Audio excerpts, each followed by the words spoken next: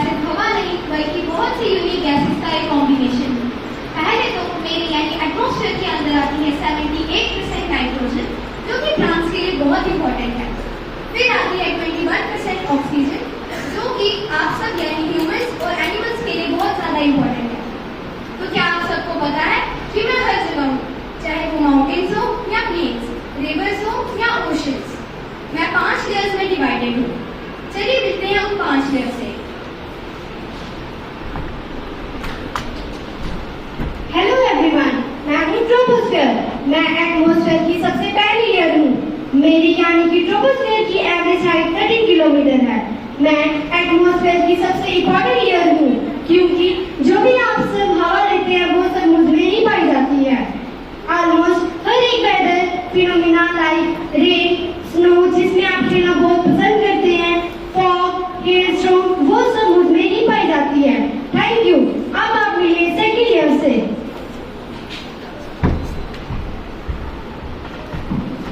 Hello everyone, I am stratosphere, the second layer of atmosphere. It extends up to the height of 50 kilometre. मैं यानी stratosphere 50 kilometre height तक फैली हुई हूँ।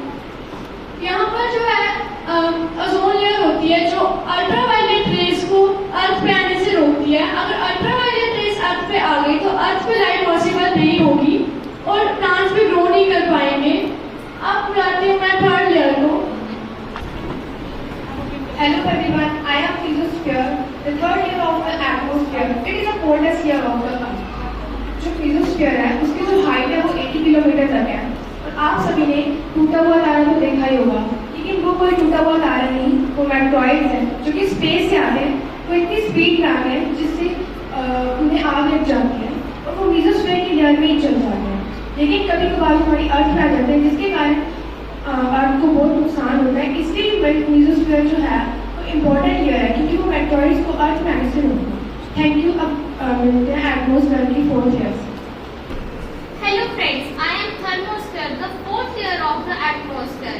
It extends the height between 80 to 400 kilometre. इसकी जो height है वो 80 से 400 किलोमीटर के बीच है। its temperature rises very quickly। इसका टेम्परेचर जो है वो बहुत जल्दी बढ़ता है।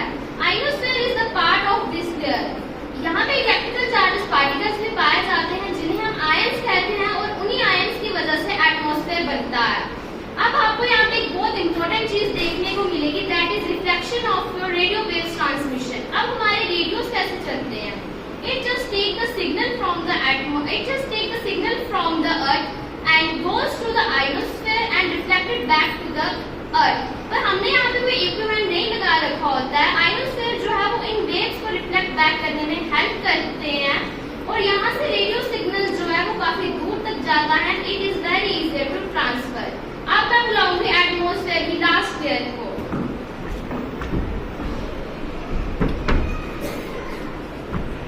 Hello everyone, I am exosphere, the 5th and the outermost layer of the atmosphere, or we can say that the end of our atmosphere.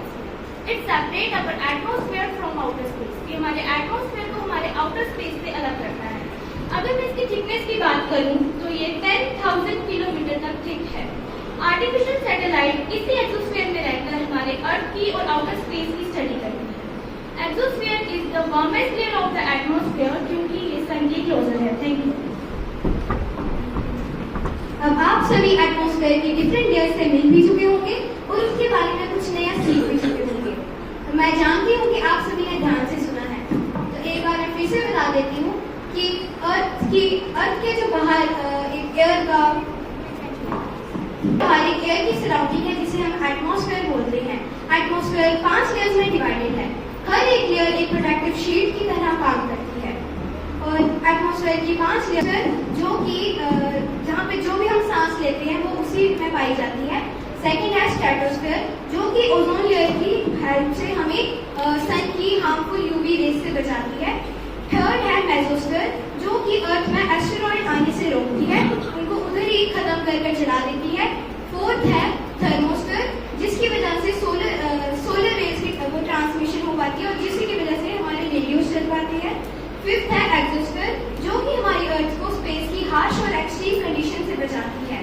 इन पांचों लेयर्स में एक चीज कॉमन है कि ये आप सभी को यानी ह्यूमंस एंड एनिमल्स और जो भी इस अर्थ पर रहते हैं उनको बचाती है। तो ये आप सभी की रिस्पॉन्सिबिलिटी बनती है कि आप एटमॉस्फेयर और हम सभी को बचाएं।